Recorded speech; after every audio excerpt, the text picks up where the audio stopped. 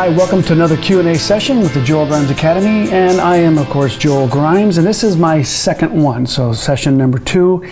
Got a number of questions that I want to answer, and I've had a couple people write in. So let's start with one that I get a lot, and when I talk about the business side of things, I've been involved in commercial advertising, shooting campaigns for 35 plus years, and so there's a couple terms when it comes to usage rights that you got to get aware of. And so I get this question, people say, hey, I have a client that sent over a contract and the term work for hire is in there. And what does that mean? Well, all right, so this is a good one because when I first started out, I never saw this work for hire. I heard about it, but never saw it. I'm working in the advertising side, and I did a little bit of editorial, and usually I wouldn't get a contract, but work for hire was originally put into place for those photographers that or creatives that got involved in, let's say you work for National Geographic as a photographer, staff photographer, you would sign a work for hire agreement that basically you lose all copyright to your images. The company, Arizona High, or National Geographic would, in fact, own the copyright to those images. You got a paycheck every 2 weeks, you got health care, you got the benefits of being involved in a big corporation, but you gave up your copyright. Now, a lot of geographic photographers kick themselves later because if you were a contract photographer, generally you didn't sign that because you weren't getting a paycheck. And so the contract photographers ended up owning their copyright, and so at the end of 35, 40-year career, you could have a book out. Sometimes I think Geographic will let you use your images for a book, but generally, and I've heard this, that if you sign a work for hire agreement, they have total control over what you do with those images. Say if you want to use them for your portfolio, you can't unless they give you permission. And so work for hire is one of those terms or one of those agreements you get into that you don't want to. Now, unless again, you say a paycheck every 2 weeks, health care, benefits are important to me and more important than the copyright of your images. Now, if you were on a film crew, let's say in Hollywood doing a movie set, and it was a collaboration of all these people, 30, 40, 50, 100 people, whatever, for a film crew, they all sign work for hire agreements. That's a little different. But as still a photographer, you would only see this in an agreement that was, again, under those parameters of being a full-time employee with benefits. That work for hire started to sneak out into contracts, and I started seeing it about maybe 10 years ago. So a magazine would say, we want you to photograph this famous football player or whatever, basketball player, and oh, by the way, we're not paying you a whole lot, but it's great exposure for you, and and we want you to sign this little agreement, and it would say work for hire, and I go, nope, cross it out, not doing it. Oh, well, all our photographers sign that. No, they don't. And I started seeing it more and more and more. So I've never signed an agreement that says work for hire. And I would say that you never do the same. Again, it is death to your copyright. There's another term that's total buyout that I would see in the advertising arena. And that total buyout would be, I would forego my copyright in an agreement. I would have to have it in writing that would say, I give up my copyright, work for our total buyout. But in a return, I would go ching, ching, ching. I would demand a huge amount of money. I've done that twice. And I looked at the images and I said, you know what? I'll do it. And it was ridiculous amount of money. And so, but I've also had clients that say, we don't want you to, sell these images to a stock house or whatever to anybody else. And I say, no, I can put that in there, and they would use the term total buyout. I say, nope. You don't need to use that term. I will write in there that I own the copyright, but will not resell to a stock agency or a third party. But I would use them for whatever, if I want to do a book or if a magazine article comes along and they say, well, you need some images, I could use those, but I wouldn't sell them to a competing client. I guess that's what it is. So if it's oil and gas, I wouldn't sell it. I'd say I would not sell it to a competing industry client. And so that might come up. So you can reword your terms to fit the exact needs of the client, but don't give up your copyright, folks. It's just you'll kick yourself, and but you got to be aware of these terms. I talk a lot about this in the business side when I talk about how to get work, how to walk into an ad agency, get your foot in the door, how to put in bids, all that kind of stuff. This is important. And a lot of this stuff I had to learn the hard way. So I've made some major mistakes starting out, and I still every once in a while get caught doing something. I think, why did I do that? So it's important to talk about this stuff. So that is a good question. Work for hire, don't sign that away unless you are working for someone full-time. Question number 2 here. I keep hearing this talk about prime lenses with wide apertures. Is it really worth the expense? And so this is a question that I think we've all struggled with, because you go and you look at a lens, you say, well, it's a 2.8 lens, and it's let's say it's $500, and then you look at the same version at the 1.4 version lens, and it's $2,000. You go, what? Is it really worth that extra money? Well, here's how I would say that. If you're a photojournalist and you're shooting low light and you have to have that open aperture, that wide aperture, and it can make or break a shot if you're in the field, you say, okay, it's worth, buying that wide aperture. Or if you're doing star stuff and you say, I need that extra light, it might be worth it then. If you're shooting shallow depth of field, doing portraits of shallow depth of field, and you say, I'm going to create this whole look based on a super ultra shallow depth of field, and I need that extra, let's say, 85 1.4, and I'm willing to pay the money for that. But really, across the board, I don't think you're going to need a super wide lens for every scenario. You're overpaying for the lens. I shoot a lot of my stuff at 7.1. So that gives me what I call the sweet spot of the lens. So every lens is going to be very similar in terms of optics. The wider you open it up, the greater risk of aberration. As you stop down, you get a overall sharpness increase, and then if you stop all the way down to say f22, you get a diffraction, which is a softer overall look on your image. I talk all about this. I go through, I think, probably an hour, 2 hours of just optics, which I use tilt shift lenses. I talk a lot about optics. It's really fun for me to understand lenses and how they work. So I have a chart where I show if you want a 1-inch depth of field, and you say, I want an 85 millimeter, and there's the 1.8, it's pretty reasonable priced, and you go look at the 1.2 and you go, wow, is there much difference? Well, I have a chart that says if you can get 1 inch of depth of field at 6 feet with that 85 1.2, what does it take to get that same amount of depth of field with a 1.8? Well, if you step in for about 1 foot closer, you get 1 inch of depth of field. Now you're going to be a little tighter on your subject, but it's how close you get to your subject also increases your makes your depth of field a lot more shallow. So a 1.8 lens actually is not a bad. It's not a bad aperture, and it's a lot cheaper. So there's a lot you can do with lenses that aren't what we call the prime, the super wide aperture lenses. So don't buy something you don't have the money to buy, or don't go into debt or hock to get it. It's not as important. You say, well, it looks really cool hanging around my neck. And I think that's true. I love glass. I love big glass, and I like to show it off to all my friends. So, but don't get caught up in that. That's not a good thing to do. So just use the lens you have now, and then create images that rock, and then as you get clients and you can buy, or maybe rent a lens. Just say, is it really worth it? And then you go, yeah, it's worth it.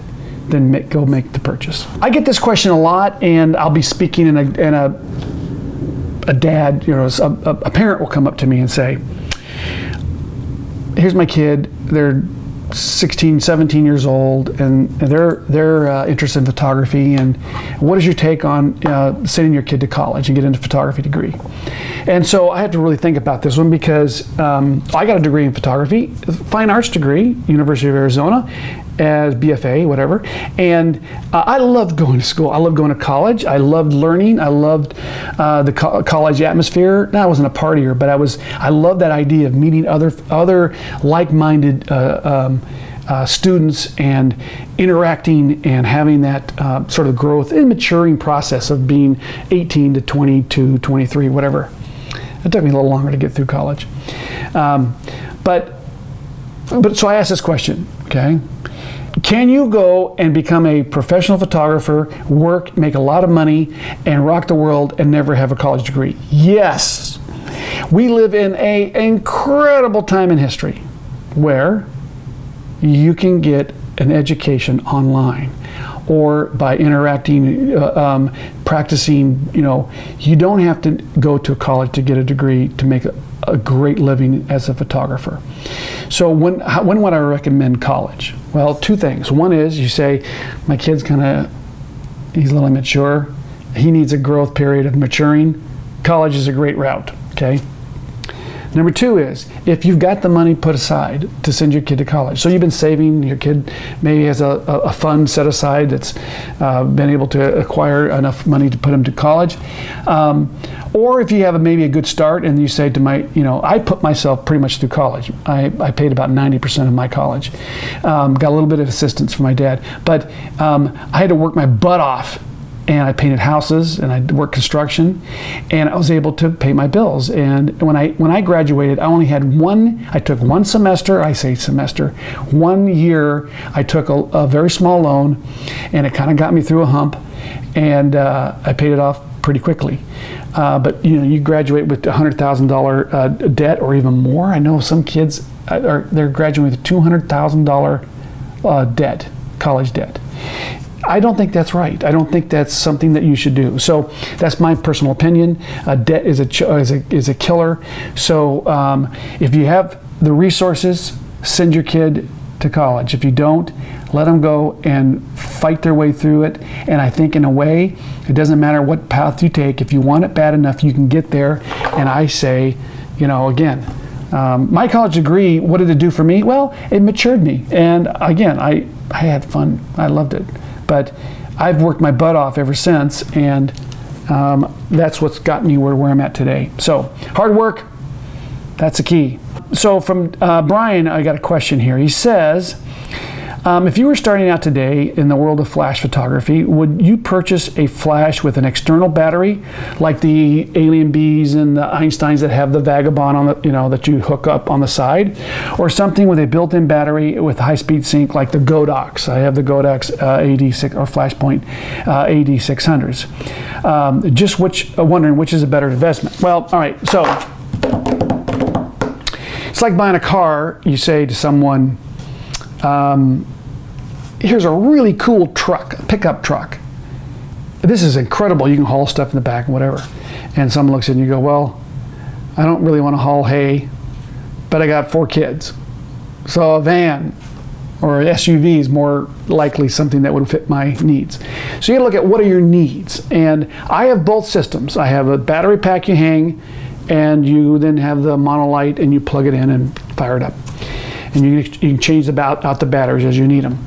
The Godoxes are incredible lights. I'm very happy with them. I'm very happy with my Alien Bees, or not Alien Bees, but the Einsteins with the battery Vagabonds.